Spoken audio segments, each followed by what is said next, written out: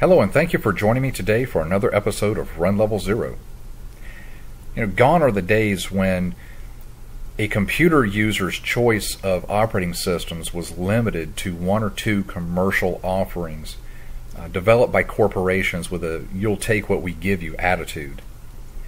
When open source came on scene, the doors were really flung open, and operating systems such as BSD, LumaOS, Open Indiana, and a wide variety of Linux distributions, they really gave the power back to the user. Now, virtually any user that has a clear vision and the willingness to learn the skills necessary can create for themselves applications and operating systems and desktop environments that will fulfill those visions and meet their needs precisely. So today we're going to talk about one such project. We're looking at KaOS Linux. KaOS Linux is an ambitious project. It's one thing to base your distribution on the foundation that was laid by someone else. It's something else entirely to move away and fork from those distros and become something that you're pretty much creating from the ground up on your own. KaOS, it seems, is moving toward that goal. They do have a clear vision. Let's take a look at the home page here and we'll see what their vision is. It says the idea behind KaOS is to create a tightly integrated, rolling, and transparent distribution for the modern desktop, built from scratch with a very specific focus. Now, their focus is on one desktop environment, that's going to be KDE, one toolkit, which is the Qt framework, and one architecture, the 64-bit, plus a focus on evaluating and selecting the most suitable tools and applications. And like I said, this is a very ambitious goal. Now, they are not staunch in their dedication to the Qt framework, because it'll tell you down here that if there is a superior GTK based application, or there is an application that is only offered in GTK, then they will make that available. But they're doing their best to stick to just pure Qt applications. So who is this meant for? Well, it says it's meant to users who have tried many operating systems, distributions, desktop environments, have found they prefer a distro that uses all its available resources to work on one desktop environment to make it the best it can be. They're focusing on 64-bit hardware, so, and that really makes sense. They say here 2005 64-bit really hit the market, so you're going on almost 10 years of 64-bit availability. So even older systems now should support 64-bit. Of course there are exceptions. The target audience is not afraid to use KDE Qt versions of their needed applications. Again, that goes back to their dedication. What about running this system? Hardware requirements. They recommend the very minimal needed for hard drive space is 8 gig, but they recommend 25 gig as minimal. And it says KaOS will install with a 1.5 gig RAM availability, though a much better experience will start with 2 gigs of RAM. And of course you need a 64-bit system. So what is the deal with this? It does have its beginnings in Arch. It is, to say that it's Arch based though, it really is a misnomer. When you first install KaOS to the hard drive, if you run a uname-a, you'll see that the primary installation comes with a Manjaro based kernel. So it's using the Manjaro kernel. Although recently, after my last round of upgrades, I've noticed that they've gone to branding their own kernel. So again, they're moving toward independence. But when you come down here and you look, I'm on their FAQ page. Let's see. First thing you see when booting KaOS is GFX boot, and that's from OpenSUSE. Other packages used from OpenSUSE are HWinfo and ImageWriter. But it also has the hardware database comes from Gentoo. Systemd came originally from Fedora. So this is really, KaOS really has started out as well a true chimera. It is a blending of parts, what they view as the best parts from a wide variety of distributions to make something new and independent.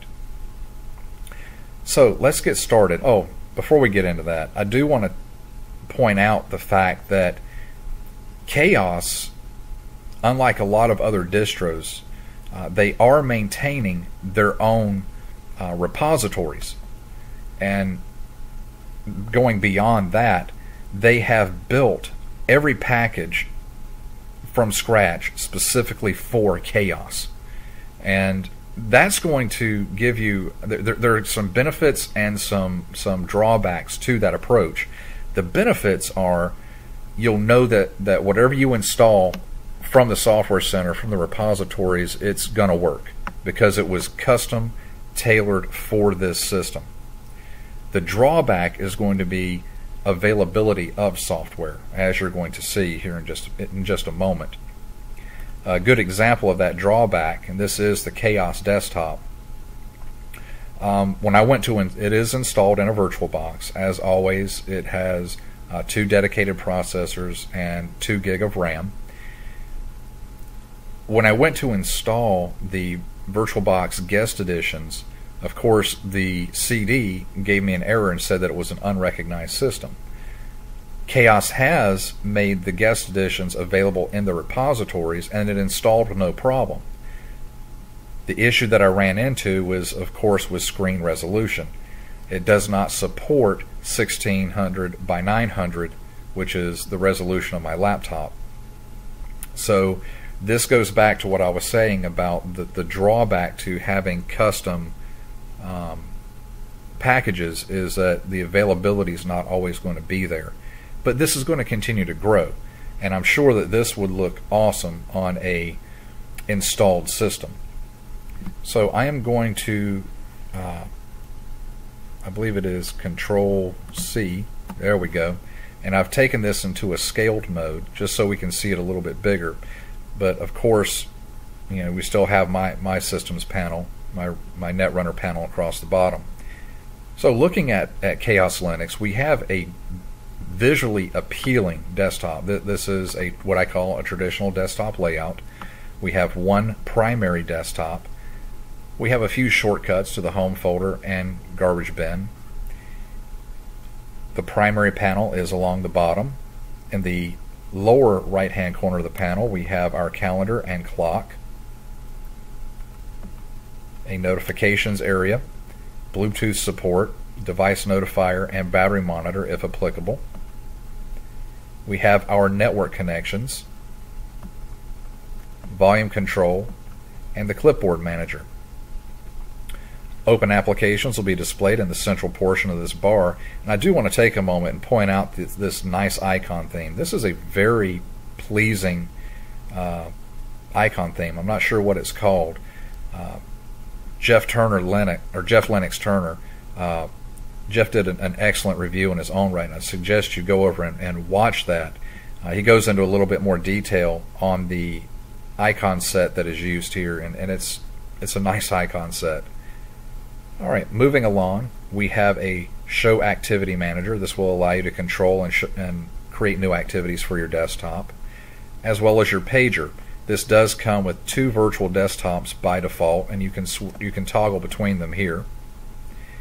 And we have our primary menu, and the primary menu is the home run kicker menu, which is a menu system that I've seen growing in popularity recently among KDE Linux distributions. In fact, you can see that my Netrunner distro uses my Netrunner distro uses the same thing, and I really like this menu system. It is a modern, searchable, themable menu that I really prefer to any of the other offerings available in KDE.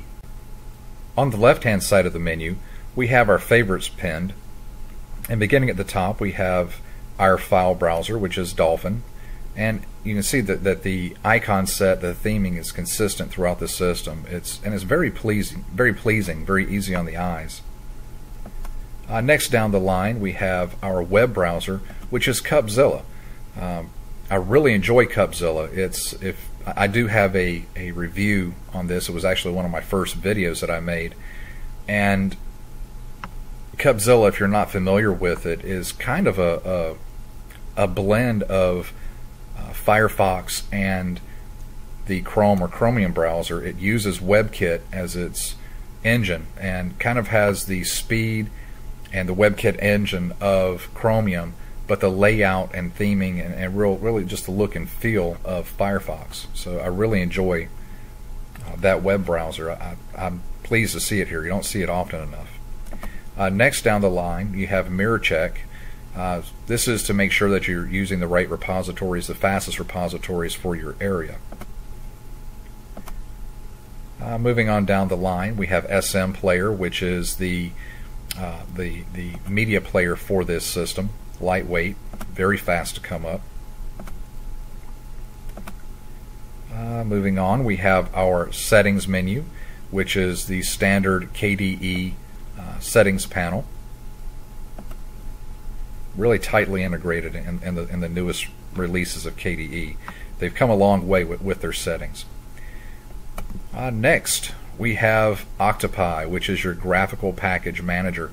Now, Octopi does support searching, but there aren't any real grouping icons. So say you wanted to look for another Office suite or another web browser, there is no Office button or web browser button.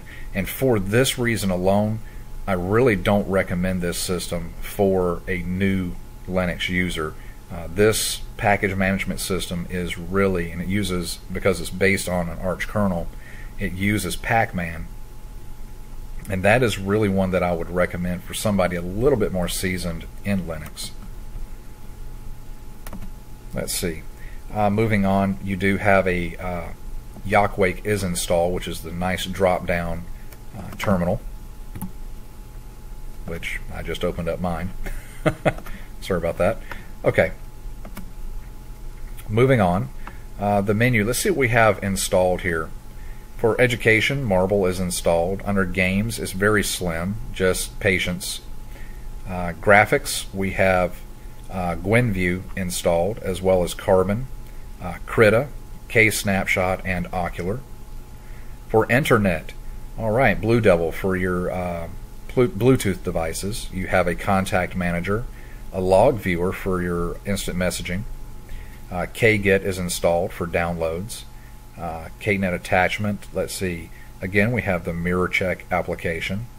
Quassel for your IRC client. Cupzilla again. And Spider Oak. For multimedia, Clementine is installed, which is, I really like Clementine. It's a great music player. FF80 Mixer, K3B, which is for your burning of optical media, and this is actually one of my favorite disk burning utilities. Kdenlive, my favorite audio video mixing editing utility. This is an awesome system. KMix, SM Player, and a SM Player YouTube utility, so just for watching YouTube videos. Under Office, Calligra is installed, which I'm really happy to see this. I really appreciate it when a distribution includes non-standard applications. I mean, so many times you see a Linux distro. I mean, really, folks, how many Linux distros are out there that are Debian-based with Firefox as the web browser, Thunderbird as the email client, and LibreOffice? So what's the difference between them? You know, really. I like it when distros offer non-standard applications, and I'm pleased to see Calligra. Okay, we also have Carbon, again Ocular. So some nice applications. Under Settings, very simply, you have a launcher for the system settings. Under System, again you have Add Remove Software, which is Octopi. The KDE Partition Manager. When installing this system, I did partition, and I really like the KDE Partition Manager. Is one of my favorite partition editors as far as GUIs go. But when I installed this system, you can see that I really didn't do anything special. I did boot up the live disk and created my partitions manually, and usually the only thing that I do is I will take, since all of my virtuals have 2 gigs of RAM, I create a 2 gigabyte swap partition, and then the rest of it I put on a primary partition or a home partition, and I set the mount point there as root, and that's really all I did. This installed for me with no issues. I've heard other people had issues installing this in a virtual, but for me, I had no problems. It just installed and worked. In fact, the only issue that I've had with this, I haven't experienced any crashes. It updates quickly. Again, the only issue that I ran into was with this screen resolution in VirtualBox, and that's not really a knock on the system. That's just a VirtualBox thing. And I'm sure that will improve. They'll have to go in and update their guest editions. Let's see. Let's go back down here to System. Just a pretty much standard set of applications. Here we go. What is this? SUSE Studio. This might be Image Writer or an Image Creator. Image Writer from SUSE Studio. Okay, so you can see this is going to be something like what is it? UNet bootin', where you can plug in a thumb drive and write the disk to a USB device. So again, you can really see the influence of other distros in here. Of course, you have Xterm and Yockwake. And for utilities, just nothing special. Just again, you have Sweeper, keep the system clean. SUSE Studio Image Writer again. Just a few system utilities. I've really enjoyed my time in KaOS Linux.